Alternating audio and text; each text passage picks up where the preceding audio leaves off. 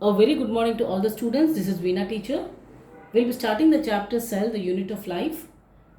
You studied the chapter Cell in your lower classes also. It will be very easy for you to understand. So we'll be starting the biology syllabus of standard 11 with this chapter.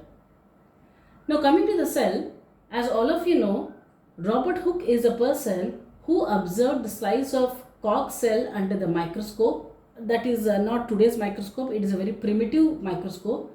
And he could observe that box-like compartments, which he called as cells, are present. So here later on, it was Anton von Leeuwenhoek who first described a living cell once he observed this with his simple microscope, or you can say that at that point of time it was just a magnifying glass. Now later on, Schildin, Schwamm, Virchow, they give various statements about the cell, and the statements that were given by them are: the cells are basic unit of organization in all the living organisms. It's a structural and functional unit of living organism. All the living things are composed of cells, and all cells arise from pre-existing cells. So these are the statements which were given by Schildin, Schwamm and Virchow, and these statements put together, we in today's time take them as cell theory. So each and every living organism is made up of nothing but cells, and each and every cell, it will constitute as a structural and functional component of living organism. Now what is the meaning of being structural component of living organism? Means the cells are giving structure to particular plant body or animal body. Secondly, the cells are functional unit of living organism. Why?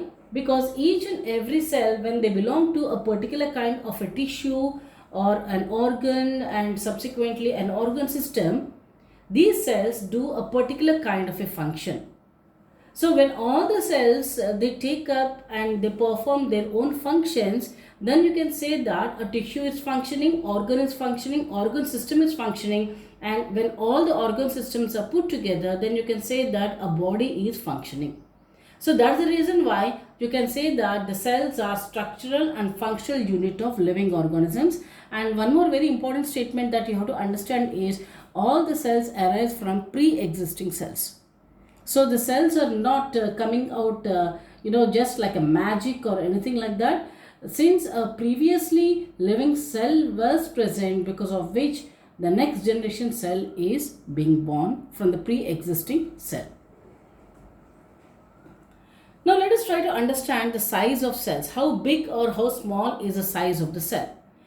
All of you know that the cells can be seen only under the microscope. Without microscope, or maybe at the most when the cell is big enough, you can use the magnifying glass, but usually a microscope is used to observe the cells.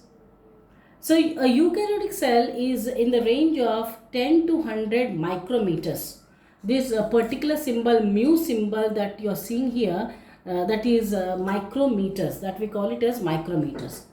So a eukaryotic cell, the cell that is having the nucleus and all the cell organelles, it is approximately 10 to 100 micrometers. Your blood cells are 10 micrometers. Prokaryotic cell, that is the bacteria, the cells which do not have the nucleus and most of the cell organelles, these are in the range of 1 to 5 micrometer. Nucleus, a part of eukaryotic cell, a very important cell organelle, is 10 to 20 micrometers. Similarly, chloroplast 2 to 10 micrometers. Mitochondria is much smaller in size, and you can see the structure of large virus, which is not only in micrometers but it is measured in terms of nanometers. Okay, so this is the size of the cell, and for your reference I put here 1 micrometer is equal to 10 raised to minus 6 meters. So you can understand how small is the size of the cell. That is the reason why when you want to see the cell, any cell, then you have to observe the cell under the microscope. Without the microscope, you will not be able to see the cells. You will not be able to visualize the cells. Now, next, let us understand the shape of the cells. Now, when we are talking about the shape of the cells here, I am talking about the cells which are present in the eukaryotic cells. Now, these eukaryotic structures, they have cells, they have different types of cells. So, a cell, when it belongs to a particular kind of a tissue, then it performs a particular kind of a function. Now, here you are having the RBC, red blood cells. The structure is present in this manner so that the blood cells can be carried in the blood vessels so that there is no obstruction. You have here columnar epithelial cells where hair-like structures are coming out. These structures are present in the lining of the lungs, bronchi, bronchioles, etc., due to which if at all you ingest something, dust particles, or you take up any microorganism, you breathe in anything, then because of the presence of these structures, the microorganism will not be able to adhere to the cells, but they are going to stick here to the hair-like structures, and then once you cough, sneeze, or when you due to these reflexes, these microorganisms which are stuck here, these microorganisms, they come outside this system. So this is known as columnar epithelial cells. You have the ovum, that is the egg cell, which is perfect round shape, because here they have to, the sperm should be able to come here and the process of fertilization to take place. Similarly, you have the smooth muscles, which has a spindle shape. The bone cells, these are the bone cells, or you can also call them as osteocytes. The nerve cells are the longest kinds of cells, because of which they will be able to transmit the nerve impulse. So here I have put only few examples. So the cells, they have a particular kind of a shape depending upon which tissue it is belonging to. So you can say that all these kinds of cells, these are present in the human beings. But even though they are present in human being, you can see that the shape of each and every cell is different, because they have to do a different kind of a function, because they are present in different kinds of tissues. So the cells have diverse kinds of shapes that will help them to perform a particular kind of function. Now we will be starting the class with the prokaryotic cell, and in the next class we will be starting with the eukaryotic cell. Now here this is a diagram of a prokaryotic cell, a bacterial cell, or I can say that. So here you can just let us see to the various parts that are present in a prokaryotic cell. Here you have these hair-like structures which are coming out. This is known as pili or pilus. Single is pilus, plural is pili. This bacterial cell is having a capsule. So a capsule or an outer covering is present. Underneath you have the cell wall. Cell wall is made up of a particular kind of a material called peptidoglycan. You have here underneath the cell wall plasma membrane. The DNA is present freely floating in the cytoplasm. There is no nucleus present. So the DNA, a single chromosomal DNA, is present freely floating in the cytoplasm. And this is a cytoplasm. Cell organelle called ribosomes are present. And this particular bacterium is having a flagella also. So these are the various structures or organelles that are present in a prokaryotic cell. Now you can see that in this cell you don't have any organelles such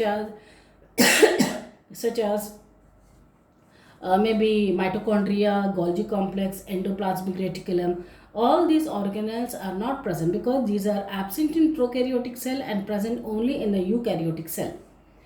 That's why the name is known as prokaryotic. Karyon means nucleus. Pro means very old. So these are the cells which are very, very old, and when the earth has formed and the first living organism has come into existence, the life started with the prokaryotic cell, and slowly it has taken millions of years for the cell to move from prokaryotic structure to eukaryotic structure, and from eukaryotic structure various kinds of cells that we are seeing in today's time. That's the reason why you call these cells as prokaryotic cell. Now let us quickly just understand the various structures which are present in the prokaryotic cell. The first one is flagellum, seen only in some type of prokaryotes. It is a long whip-like protrusion and it helps in locomotion. Next is cell membrane. So beneath the cell wall, underneath the cell wall, there is cell membrane present, and just like any other cell membrane, the cell membrane is selectively permeable or semi-permeable because it regulates the flow of substances. Now the outermost structure is known as cell wall. It gives protection. As I told you, the cell wall is made up of peptidoglycan. Next, it has got cytoplasm. So cytoplasm, it has mainly water. It contains various enzymes, salt, cell components and organic molecules. All the cell metabolic reactions, biochemical reactions that take place in cytoplasm. Next, you have one cell organelle called ribosomes. Ribosomes, they play a very important role in protein production or protein synthesis. Next is nucleoid. Please remember children, we are not using the word nucleus, it is nucleoid. Nucleoid, it is the area where the prokaryote's DNA is present. Next is it has inclusions like ribosomes and masses, various masses that are scattered in the cytoplasmic matrix. So these are the various structures which are present in a prokaryotic cell. That's it for today's class, children. All of you, thank you so much. Stay home, stay safe. God bless you all. In the next class, we'll be starting with a eukaryotic cell. Children, all of you, you have to have a paper and pen and make note of all these points. Thank you.